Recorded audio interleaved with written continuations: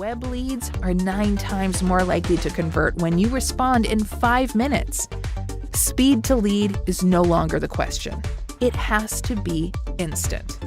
And when it has to be instant, it has to be Chili Piper. Fix your leaky funnel for good. Get your demo today.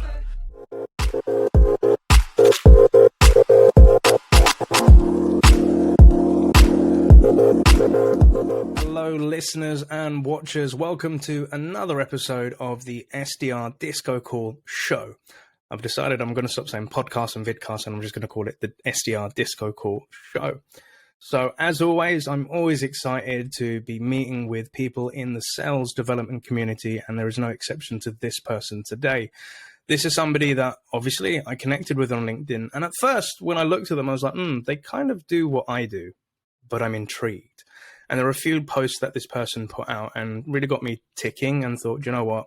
Best thing to do is reach out to this person, connect. And we had a great conversation. I was like, right, we definitely want to get you onto the show. So without further ado, I'd love to introduce our guest. But this time around, I'd love you to introduce who are you? Where are you in the world? Who do you work for? And what do they do? Could you please introduce yourself, sir? Thank you, Neil. First of all, thank you so much for having me. My name is Bisho Chamssuddin. I'm originally from Syria. I grew up in Syria. Now I'm living in Germany since 9 years. And currently I'm living in Hamburg. I actually just moved 2 days ago here from Berlin. What I do professionally is I'm a sales coach for prospecting. So SDRs or sales managers that do prospecting, and I help them not only improve their results and book more high quality meetings, but I also focus a lot on making sure that salespeople feel great about themselves and lead a healthy and happy life, so that not only is their life run by their job and they're not constantly thinking about their quota, but they are genuinely just feeling fulfilled and feeling like they're happy outside of their work, and that their life is not related and dictated by them hitting their quota or not. So that's it in a nutshell. Absolutely love it, Bisho. And Bisho, again, welcome to the SDR DiscoCall show. It's an absolute pleasure to have you on board. And it's one of those great things when SDR coaches meet and they have like a common passion and goal and love. And again, really happy to have you on the show as well. So again, if you are listening to this through your local podcast platform, we'd really appreciate if you could give us a like and a rating so that we can be heard by others. And if you're watching this on our YouTube channel, please like, comment, subscribe. And if you have any questions for future guests, put them in the comments and we'd be happy to read them out. But Bisho, coming back to yourself, outside of the world of sales development and SDR coaching, what do you like to get up to, sir? I grew up playing a lot of sports, so I love doing sports. I love doing anything that has to do with body weight. So I don't really lift weights. I love calisthenics. Anything that has to do with me gaining a feeling on my body and not just building muscle, but being flexible and feeling good in my body. I'm also a huge fan of anything around breath work. I love to meditate. I love to go into nature and just getting a sense for life the way it is, not being stressed. I also call myself, I'm an advocate for mental health. So I love taking care of myself outside of work. I value my me time. I value taking time for myself so I can have more energy and more time for the people that I love. I love reading. I read almost 30 minutes to an hour every day, and I just really, I never feel like I'm forcing myself to do it. It's just something that I love doing. I was never like that. I kind of grew into it, and now I feel like these 3 things are just a huge part of what I do. Doing sports, taking care of myself, and reading. And obviously, in my free time, also I love to go out with my friends and have dinner with my friends. And since I've been living alone for a while, I developed a sense for cooking, and and now I pride myself as someone who loves to cook for other people. Is something that I really enjoy doing. It seems like we share a lot of similar and common interests in terms of like the training and bodyweight exercises. I love doing that and feeling good within yourself. And where you mentioned like breath work, we are going to take a breather today, ladies and gents. We're going to ask you maybe to join in something. It's an idea that me and Bisho had before jumping onto this call. And cooking. Yes, I love cooking because it helps me zone out and, you know, I get passionate about it. But especially cooking for other people because like you're putting that passion and love into that cooking. To give something nice to other people. So 100% on board. So we definitely know the man, the legend that is Bisho. So for our YouTube watchers, as you know, what we like to do on this show is share the LinkedIn profile of our guests. And as a reminder, what you can always do is check in on the comments or the show notes in your podcast or on the YouTube channel, and you'll be able to connect with this guest. And we really recommend that you do that. If you have any questions off the back of this show, if there's anything that's piqued your interest, or equally, as Bisho is in the same world as me in terms of SDR coaching, highly recommend checking out sdrcoaching.com. I've checked out the website, and if anything, I said to Bisho, I'm friggin' intimidated, dude. You got some cool content on there. You got some great courses, so please check them out. But if we're like scrolling through, you've got a lot of great content. You've got a lot of great snippets that you give to your watchers and like your listeners out there as well. And kind of looking at your career, it was quite cool to see that, you know, you've been a fundraiser and a team leader. You've worked as a BDR and as an account executive. So you've been in commercial sales as well. You've been a sales and partnership director. You've also been at Mastermind as a business development coach. And this is kind of like what piqued my interest originally. And then you obviously been an SDR coach for the past few years or so. So Bisho, like in your own words, can you kind of like walk us through your journey of like, you know, how did you get to where you are today? Like those experiences, the timelines, etc. Sure.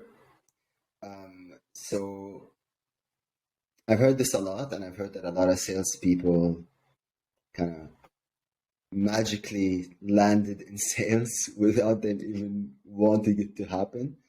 And that's exactly what happened in my case. I actually used to study something completely different because I came from Syria. I didn't really know what to do. I learned German. And then I started studying something called molecular biotechnology in Heidelberg, which I really didn't like. And then after 3 semesters, I took a tough decision and I decided to stop, and I didn't even know what I wanted to do. So I was completely lost. My parents thought my life was over. I've been there. Yeah. Especially if you have Middle Eastern parents, like they worry a lot about these kind of things. So then I just wanted to find a job and help my father financially because he was financing me. So I just wanted to find something, you know, just make some money, help my father so I can at the same time think about what I want to do. And then I applied for a job on the internet that I saw pays well. And then they called me and the lady was like, hey, you applied for a job in our company. And I was like, I don't really know what that job is. So can you remind me? Just like, well, it's a fundraising job. And I was like, let's go to the interview. I went to the interview. I got accepted somehow. And then I started working as a fundraiser where I basically, for a year and a half, I was standing in different cities in Germany, and I would approach 500, 700, 800 people a day. Wow. And get them to basically, I mean, not everybody would stop and speak with me, but the goal was to convince them to sign on the spot a membership for an NGO and put their credit card information and start donating $120 a year for NGO, like WWF, Plan, Care. Most of them were Germans. Great NGOs. And then I became a team lead after a while. And that was basically the experience that sparked my potential and my passion for communication and for talking to people and for pursuing people, because there's something about getting that yes that is just unreally satisfying. And especially but also there's the process to it of like, how do you approach people? And then it's almost like, really, like fundraising is not that different from B2B sales. It's still a funnel. You approach people first up, then you get them to the stand, and then you go through the script and then you close them, or there's objection handling, or some people don't have objection handling. And that was that was really like mind-blowing experience, and one of the most influential experiences that I had until now, that had such a huge impact on my life, because not only did I have the chance to really figure out what I want, but also I learned skills that I use until this day in B2B business. So obviously B2C is completely different, and it's an NG, you're selling basically membership. So I was selling emotions. But the only thing that I was doing was I was selling an emotion, making people feel good about themselves because they're donating for children or for animals. There was no real product. And if I can pause you on there, because throughout my life, I've walked across people that are doing this on the streets. You know, they're trying to gain charity donations or get people to sign up to these memberships. And I totally understand the model. And I always feel a little bit guilty because I'll be walking down the street and I'll see somebody like either wearing like an apron of some sort with a clipboard, and, you know, they're trying to stop people. And as you said, up to like 800 people a day. That's a lot of conversations or a lot of potential leads flying about. But I always feel guilty because I see them and I'm like, right, I don't want to be stopped by this person. I don't want to speak, and I want to try and go around them. And sometimes I'll go onto the other side of the street. And I always feel this element of guilt because I know that they're really trying to do something. And, you know, this isn't easy just to go up to people and like break the ice and have a conversation with them. And, you know, like to your point, there's probably millions of skills that you've picked up through that experience of talking to that many people, you know, having a conversation, like trying to make them feel happy about themselves and stuff like that. But for a guy like me that's maybe walking past people like that and trying to, you know, navigate around them, what advice would you give to somebody like to at least have a conversation with them? Like, what do you think the benefit could be for them? Somebody like who's not working for an NGO, somebody who's just walking. Yeah, like a lead walking past that person, trying to avoid that person, because, you know, I always feel guilty trying to avoid them. But what advice would you give to the people that, you know, maybe have a chat with that person, because it could be something they could learn from it? Well, I mean, it's the thing more about like, you know, at the end of the day, you know, this person's going to sell you something in the back of your mind. You know, this person's going to want your money some way or another, right? Yeah. So this is the first kind of to have the right expectations. Okay, this person's probably going to try to sell me something. So it's more about like, do I give this person a chance to try to convince me, or am I not in the mood? Because again, like I understood from that job that it's a very irrational job. It's super irrational. Like there's no logical reason for the people to stand. People had no logical reasons. The only reason, and I'm telling you this, I'm being 100% honest, the only reason why people were standing and talking with us was because the energy that we projected to people. So even if you were to come in my way, if I was feeling in a certain way and I was high up and I lock eye contact with you and I smile at you and you feel me, your body is going to subconsciously react and you're going to stop and you're going to speak with me. You know? Some people even get that feeling, but they are really in a hurry and they're like, sorry, I have to go, but they still leave with a good feeling. But at another day, you might meet the exact same person, but that person, that fundraiser, might be feeling a little bit down, and you're not going to feel motivated to want to speak with them. Yeah. You know, so you're 100%. Like, so this is one of the most important learnings that I took with me to B2B sales today is like energy is just 80% of the game. You know, being an SDR and having low energy just doesn't work. You know, I'm not talking about like there's people understand low energy with being an introvert. No, that's not what that means. Low energy being not motivated, not caring, not wanting to help other people, you know, not having high energy and just being on the spot. If people are like that, it's not going to work. And that's what I learned from fundraising, because in fundraising, I had instant feedback constantly to my energy level. It was not like cold calls. Yeah.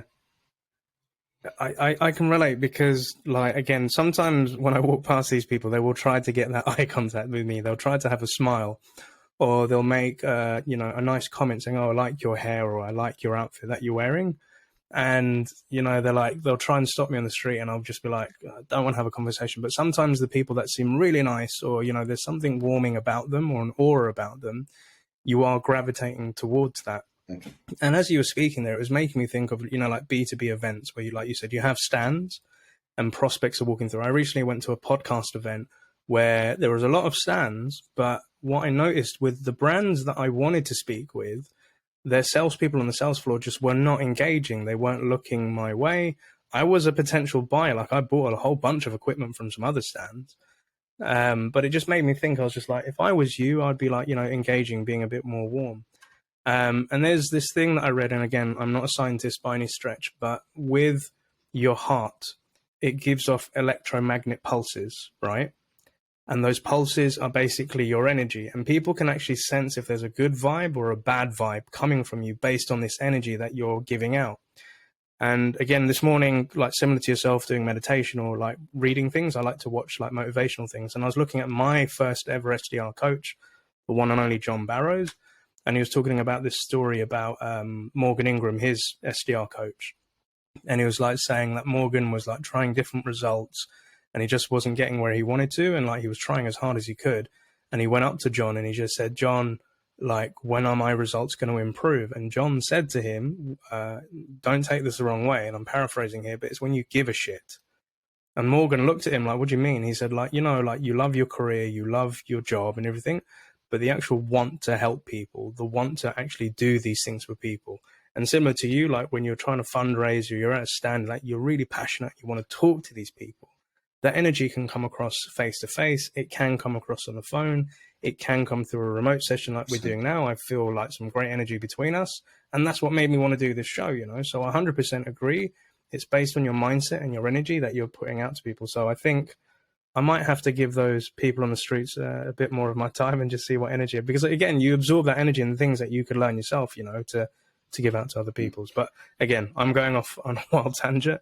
But as you said, you was learning a lot of conversational skills. Like, you were going through this, you became a team leader. What kind of happened after that, Bisho? So, as I said, this made me realize, okay, I want to go in that direction where I'm constantly communicating with people.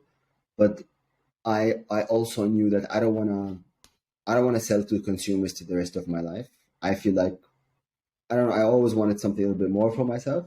And I knew that, okay, I want to go into B2B sales.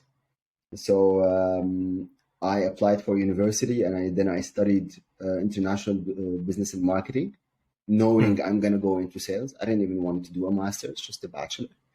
And then I did that. And then I directly started as an SDR for Solvemate, moved to Berlin, started there as an SDR. And the very interesting thing that happened in the beginning was that I went to Solvemate thinking, I'm a fundraiser. This is going to be easy. Yeah. It was not easy.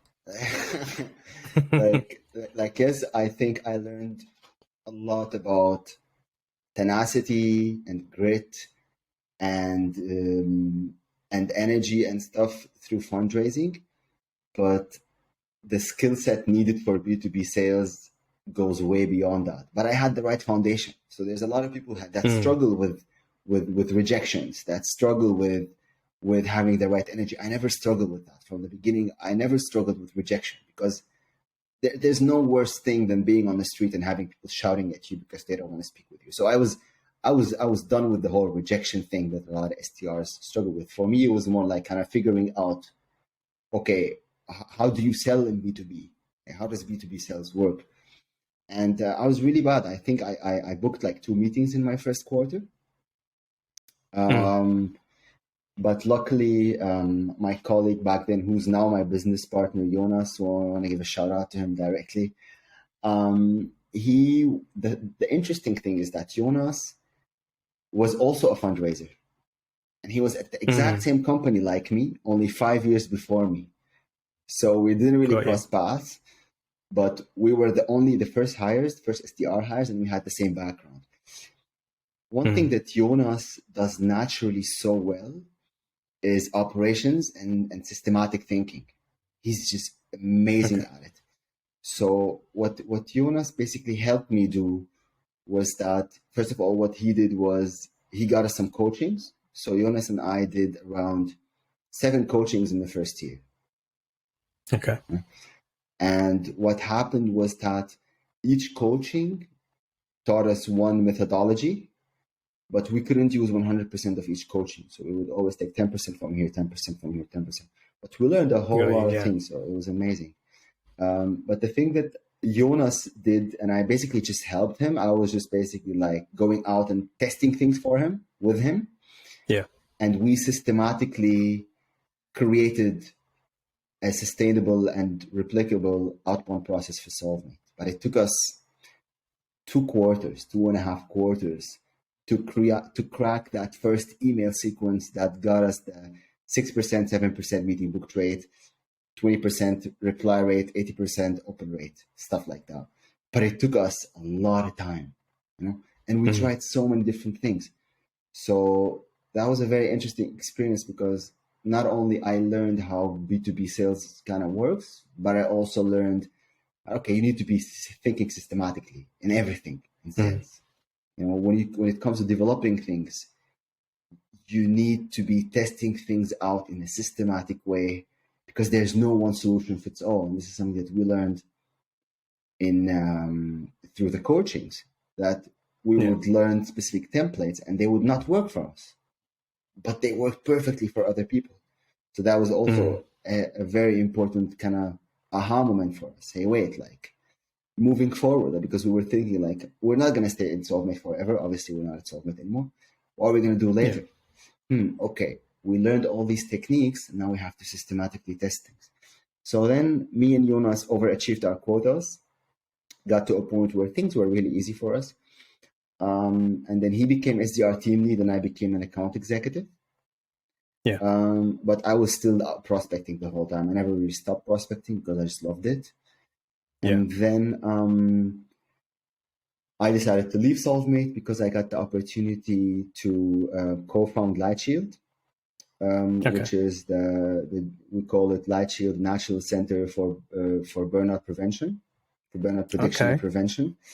And basically, because we did that in the middle of the pandemic, because my co-founder, Alex, who's a health corporate manager, he had the opportunity to implement a very high-tech technology into Germany, almost like a franchise kind of corporation, with our corporate and with our corporation with the creator of that method in the Netherlands.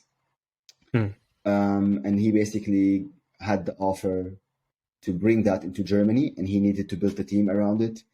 And he was like, Bisho, I think you would be perfect for this, because he knew that I love the topic of mental health. I was always involved with that topic. I left Syria when I was 18, 2 years before. So the problem of stress has been following me for a long time, and I've been dealing with it very well. And I learned a lot of things about it. So I knew that I want to give people the opportunity to not burn out, because burnout rates doubled in the last 10 years. Like there's data, they doubled in the last 10 years. You see the world around you. People are just stressed. Salespeople are stressed. Developers are just very stressed. People are stressed. And it got to me. I wanted to change that.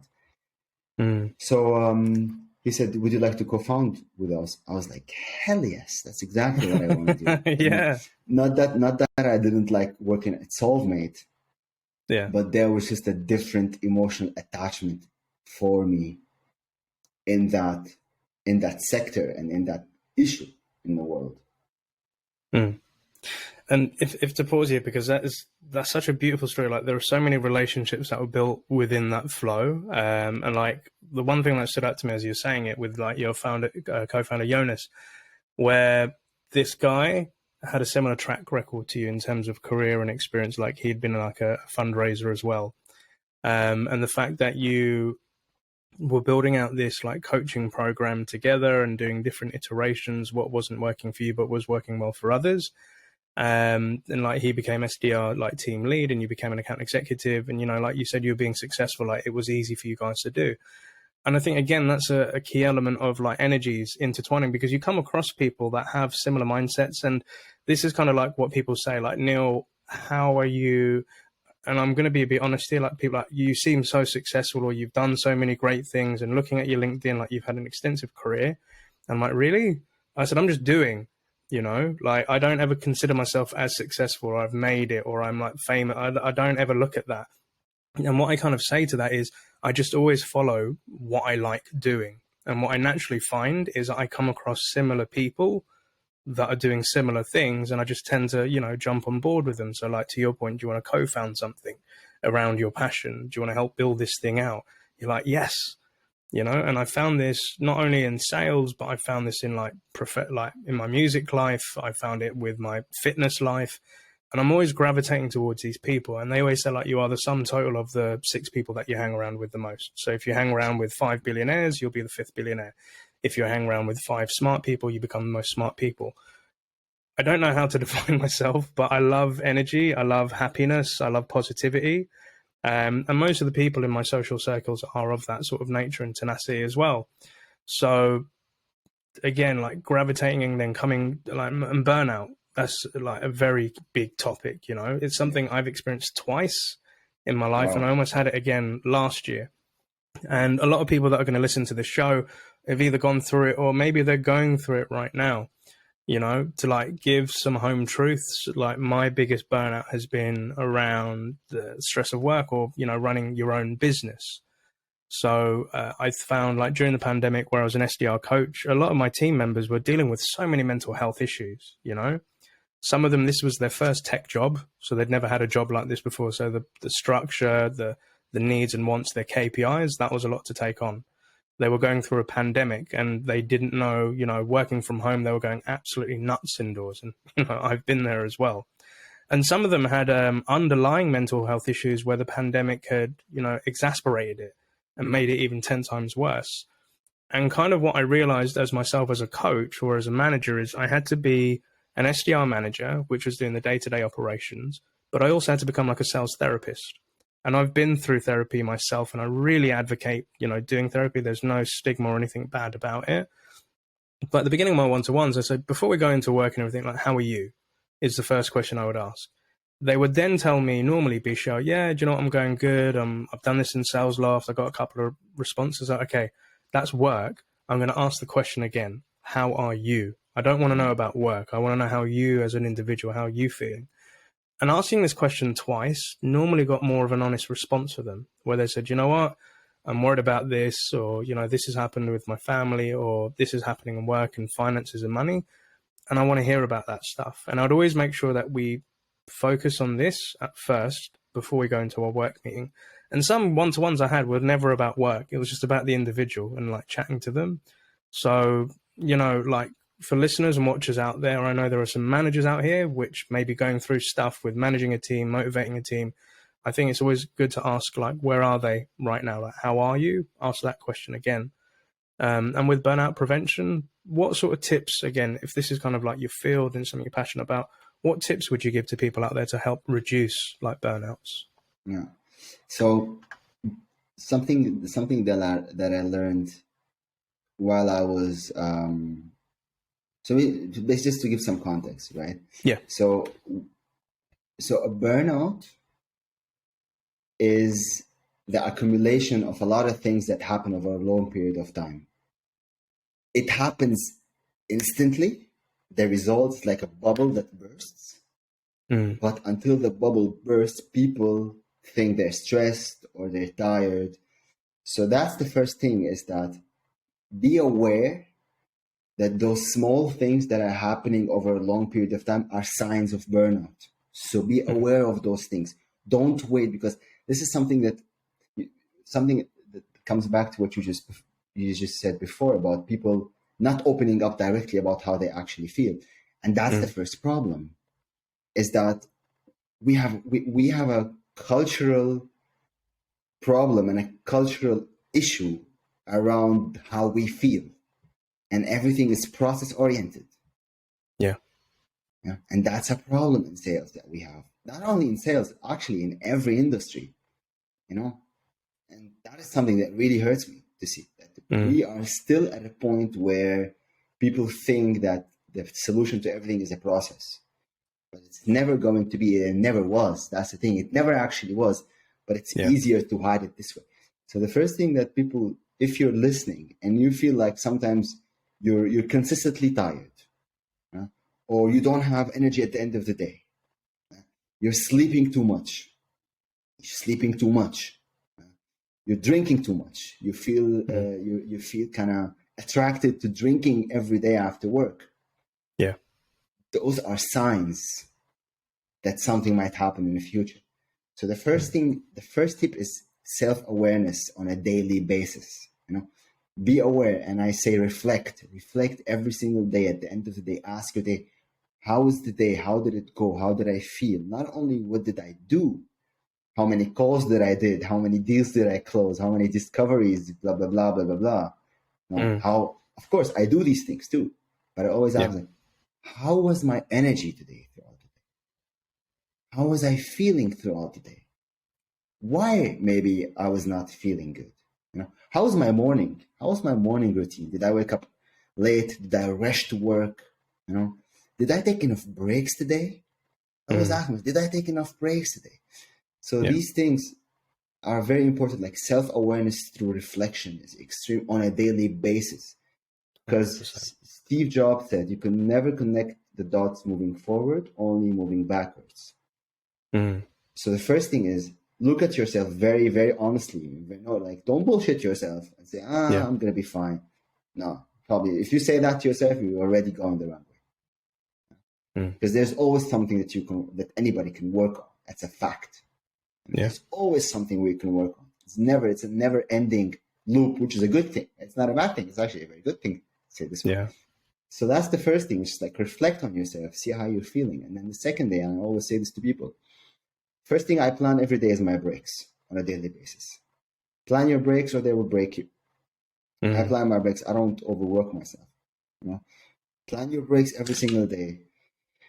Also, what do you do at the beginning of the day and what do you do at the end of the day are super important. So the framework around the work, right? And I have a very extensive morning routine. I wake up, but I trained myself. I wake up at 5:30 every morning. I don't start working. I don't even open my phone or laptop until 9. Yeah. So all this time is just me time. I read, I meditate. I go out for a walk in the morning. Who does that? I go out 7:30, 8 in the morning. I just go out and go walk for half an hour. Just listening to music sometimes. Nothing. Yeah. So this kind of learn to invest time in yourself and learn to be okay without achieving. I think that's a problem that a lot of people struggle with, is that they were taught that they have to be achieving consistently and constantly. Yeah. And that's toxic. It's cancer. That's mental cancer. You just can't do that to yourself. In a longer period of time, people are burning out. So if you're listening to this and you feel tired, take time for yourself in the morning. Take breaks. And I said that when you're taking breaks, no screens allowed. Yeah. No screens allowed. Take yourself out. Sometimes if I'm bored and I really need some stimulation, I read, but not business things in my break. I read something something that's just light, something makes me feel good about myself. Just kind of distracts me for a while, but it's good for my eyes because you need to get off the screen. 100%. What else? It's gonna sound stupid, but drink a lot of water. Most people don't drink water. They drink a lot of water. Real water is super important. And something that we talked about is breath work. I believe that breath work is the most important skill that everybody, I don't think there's an exception. I think everybody should be doing breath work on a daily basis, because breath work turns down our survival mechanism, which is the reason for our stress. So if we learn how to breathe correctly and we consistently do breath work exercises that calms down our mind and increases our heart energy, by the way, which is maybe we should talk about this. There's a breathwork exercise called Brain Heart Coherence, which is exactly about that. I don't know. Okay. Do you know that? Yeah, go for it, please. Would you like to do it for just 1 minute, see how you feel about it? Listeners and watchers, we're going to do a first time. Yeah, for a first time on the show, we're going to do an actual exercise. This is something we kind of spoke about before this show. So yeah, if you're watching, if you're listening, we'd like you to join in. So Bisho, please be our coach here in this breath work, and I'm happy to follow suit. Go for it. Yeah. So the first thing, just sit in a way that you're relaxed. Yeah. Exactly. Just close your eyes, and I'm going to walk you through this. So the first thing I need from you is to slow down your breath to 5 seconds inhale and 5 second exhale. And imagine it's like a wave. So you don't want to have it stops in between. You want it like a wave, but slow waves.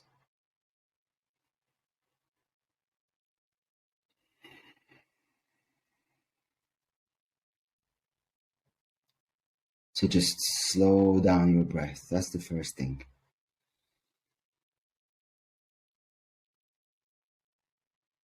Now what I need you to do is, I need you to put your focus on your heart and look for your heartbeat.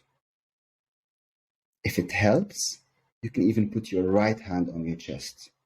Just feel your heartbeat, search for it, and slow your breath. And don't worry if you don't directly feel your heartbeat. I promise you're still alive. So just listen to your heartbeat and slow down your breath.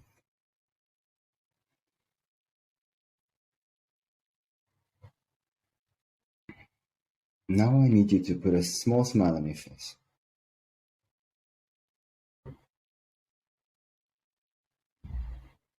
Now, for one of the most important parts of this, we want to trigger a feeling of thankfulness and appreciation. And I need you to think about things that you're thankful for, starting with your heart, because the heart beats 24 hours, 7 days a week, nonstop. That's grace. That is real grace.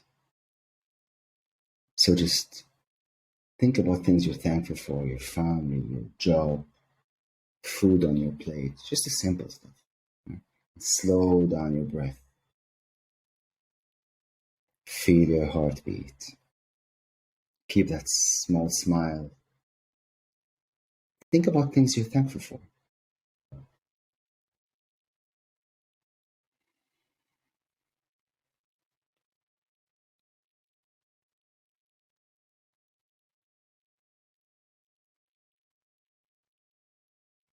And you can do this literally as long as you want,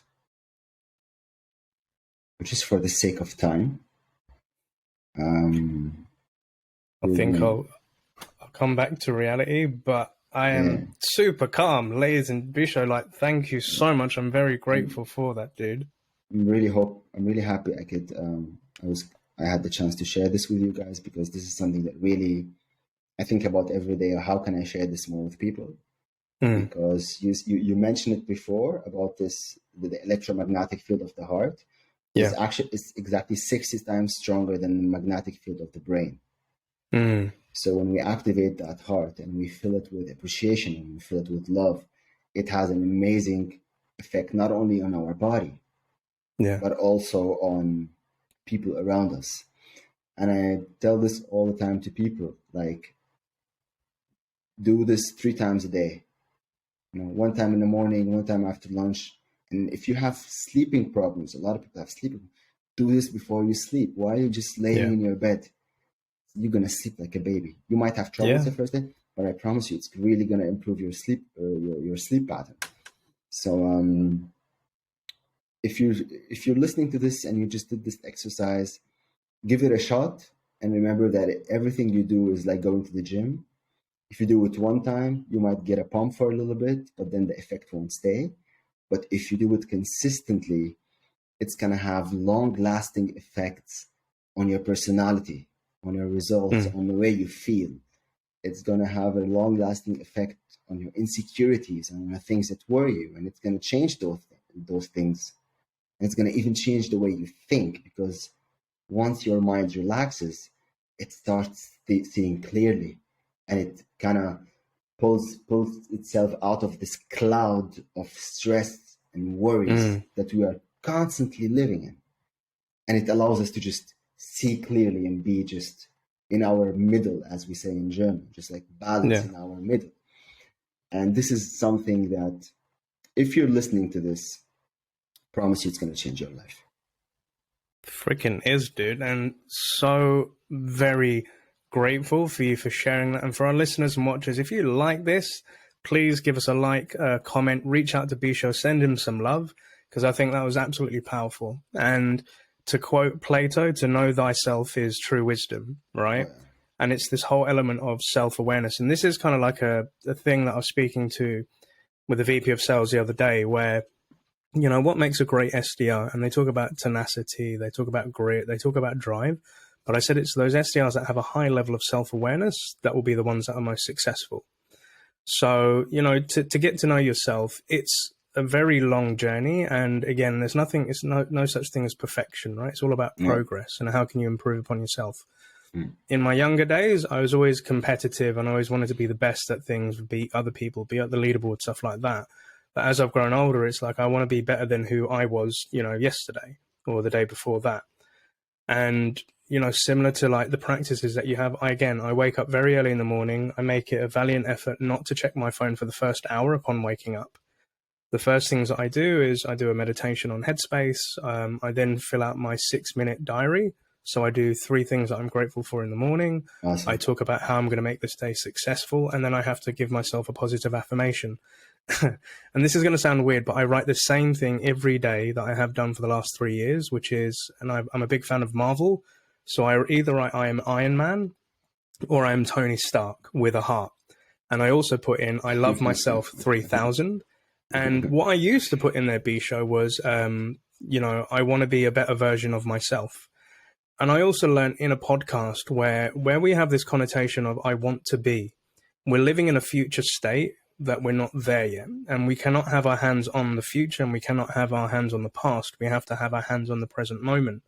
So this has now changed into I am the best version of myself because I am my only, you know, I am my biggest fan and I have to believe that in myself. And, you know, to your point of taking those breaks in the day are so important. So like when I do a podcast, I always put 15-minute buffers outside of this so that I'm not jumping into another meeting.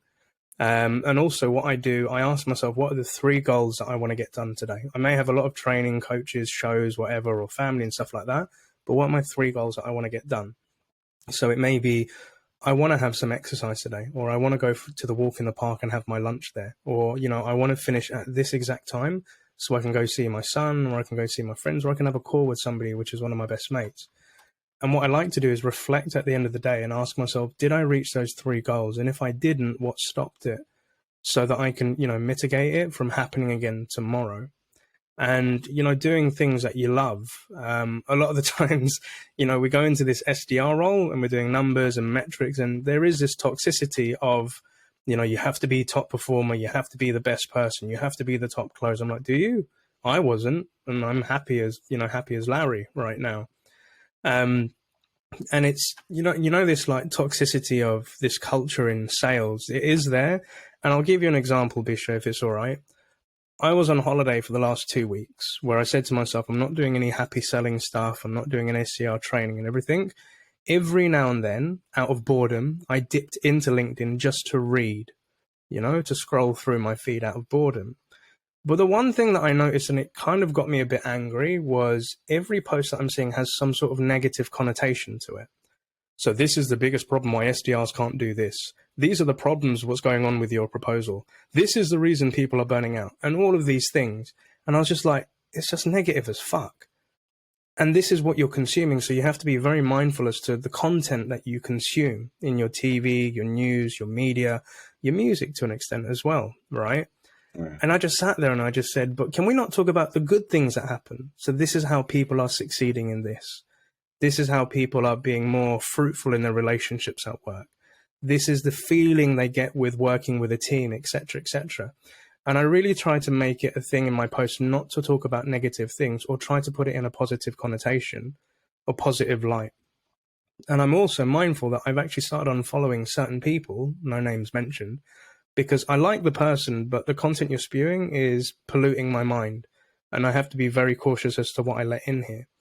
And I think it was Jay Shetty. And again, going to devices, because our devices are the things we're on the most. And, you know, I have mindful timers, and I have, you know, I'm only allowed on Instagram for 1 hour a day at most. And I'm only allowed 2 hours of screen time. Otherwise, my phone will cut off to those points. But Jay Shetty said something once which really stuck in my mind. He said, imagine one day you wake up in bed and you have 100 people walk into your bedroom and start speaking to you. Would that not be freaking scary? And I was like, hell yeah. So why would you allow your phone to provide you 100 notifications from the moment that you wake up? And it's this whole thing that we need to break up with our phone, right? Because this causes stress, it causes anxiety, it causes people to, you know, compare themselves to other people that they don't really know, because social media is only 10% of reality, right? You don't see all the heartaches, the bad things, and the non-successful things, because people don't want to post about that as well. But also, if you look at your device, the amount of white light that it produces into your eyes. And if you're looking at these devices in your bed, and to your point earlier, if you have trouble sleeping, I used to have a lot of trouble speaking. And I learned this through my son, who has autism. And with people with autism, they have a lack of, or they're not able to produce as much melatonin. Hence why he was always awake as a baby and he never went to sleep, and it was really hard to put him to sleep. And I understood that melatonin was a natural chemical within your brain, which is filtered in towards bedtime when the light goes out in daytime, and that helps you fall asleep. But when you're looking at your devices like your phone in your bed, that's pushing white light into your eyes, and you're reading all these things, and that is a reason why I used to struggle sleeping. So I now have a rule. When I finish my evening, I'll watch some TV, then I'll try and read something or listen to some music, but my phone is not allowed in my bedroom anymore. It has to stay out in the living room on its charger.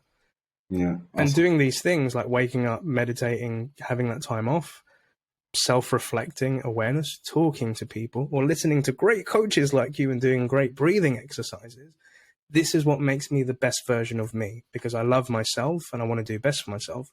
And when you can love yourself, then you can give that love to other people, be it your teammates, be it your students, be it your friends, be it your families, or putting it into something like this. And I came back from holiday, and I used to look at my schedule in my week, and I used to take Mondays as my planning day as how this week's going to go out. But this week, I've taken the whole week as a planning week, where I'm saying, what am I going to do on certain days for the next months or quarters? And what I've decided is Mondays are my media days. Mondays, because I love doing podcasting, I love doing editing and all of this stuff. That's where I record guests, I intro guests, I talk to my team, we create content, and that gets my energy going. Tuesday to Wednesday is when I do SDR coaching and training, because I've already had that energy from Monday and I can put that into the week. But now when it comes to Friday, I've decided I'm not working anymore. Fridays will be for either self-improvement or learning a new skill or doing something non-related to sales or being with my son and my family, so that I can go into that weekend thinking like, yeah, this has been a pretty cool week. So when I come to Monday, I'm not looking forward to weekends anymore. I'm looking forward to that Monday and starting off that weekend. Once you have that momentum, you know, to your point, be consistent with it, dude, you can take over the world, man. You can change the world. And I kind of said, I was speaking to us again, sorry if I'm going on, but I just want to share this. Awesome. But I was speaking to an SDR student who's going to be on the show later down the line. And he said, you know, you've done all this stuff, like your podcast going really well, like HappySelling is going really well. I'm like, yeah, cool. And he's like, one day you're going to be like a billionaire, Neil. I just know it. And I was like, I don't want to be a billionaire. And I said, what I want to do is I want to help 1 billion people. That is more powerful than being a billionaire. So this is a reason why we do this podcast, so we can get beautiful people like yourself to share these things, to inspire other people, because hopefully we're going to touch 1 billion people with this podcast. It can happen and it will happen. And I'm putting that out to the universe. But Bisho, I really appreciate you being on this journey as well. And before we come into like the end of the show, I also want to like give a shout out to SDR-coaching.com. Could you tell us a little bit about how did that come about, and like what do you do and how do you help out SDRs out there? Yeah, so how did that come about is because I co-founded Light-Sheild with my other co-founders, with Alex and our other co-founder, Yoram, who's not Jonas, my current business partner. And basically, we didn't go as we wanted it to go. And because I learned one time that success is 40% who you are, 30% timing, 20% what you do, and 10% how you do it. And our timing was just way off. We thought, and this is maybe just, I'm sharing this because there's a huge learning there. Yeah. We thought that because it was in the pandemic and people are stressed, companies are going to want to invest. We found the exact opposite is true. We found out that because it was the pandemic, even though people are stressed, companies don't want to invest. And the second point is we also found out that the German market in terms of mental health is 10 years behind. Oh, really? Yeah. So we had a very, very modern solution that predicts and prevents. But the German medical market was not in the prevention stage yet. It was in the reaction stage. Yeah. Still is in the reaction stage. I think most of the world is in the reaction stage. I think most people just do not understand what prevention actually means, and that you need to invest in yourself beforehand so things don't happen. We learned, okay, if you get sick, you go to the doctor. If this happens, you go to therapy. If this happens, you do this. This is what we were taught to do. Yeah. But it's not really sustainable, that way of thinking. And then we found out that we are way ahead of the market. Because people were not really aware that, oh, wait, like I can actually invest into the future. And because there's a lot of people doing it, it was very hard for people to kind of invest. So we decided to put it on ice. It's still on, and we still have the product, and we still have the cooperation with Holland. But we're leaving it for the right moment, because the product that we have, there's no product like that in the whole world that predicts and prevents burnouts in the same way we do it. I'm really happy it exists. It was a bummer that the timing was off, but we know a day is going to come where people are gonna understand what it means, and we're gonna go at it again, because my mission in that sector is not done yet. Our mission is not done yet. So then, my current business partner, who was back then my SDR team lead, Jonas, told me that he's starting SDR coaching, and I told him, hey, we're probably gonna put Light-Sheild on ice. I'd love to join you. And he was like, hell yeah, let's do it. Let's bring the crew back together. Yeah. and then the crew came back together, me and him. And this happened last year, September. And at the beginning, he was basically doing most of the coachings. I was only doing sales, prospecting for us. And now we developed in a way where I'm doing most of the coachings together with him. And basically what we do is, so the reason why we decided to do this coaching is because, as I told you before, the coachings that we did, we found out that from each coaching, we took 10%, 10%. Yeah. So we took everything that we learned, and we have a toolbox. Now, each company that we work with, we don't tell them there's this template, use it, it's going to work. Yeah. What we do is we say, hey, this can work, and this can work, and this can work. Let's test systematically and see what works best for you. This is why we don't do one-time workshops. We don't do seminars. We work at least 3 months with our clients, because we want to systematically work out the best solution for them to get them to that 5%, 6%, 7% meeting book rate, whether it's LinkedIn, cold calling, or emails. That's kind of the standard you want to get at, right? Like you want to be at least 3%. That's the minimum you want to be at. Book trade. And we get our clients to 5, 6, 7% at the moment, not because we have the best templates, but because we have a range of things that we know other people have used and we have used at work. And then we systematically test things with people. The difference now to before 3 or 4 months ago is that now we have a different amount of experience and we have a better gut feeling. So when we get a new customer, we can tell directly, this is going to work.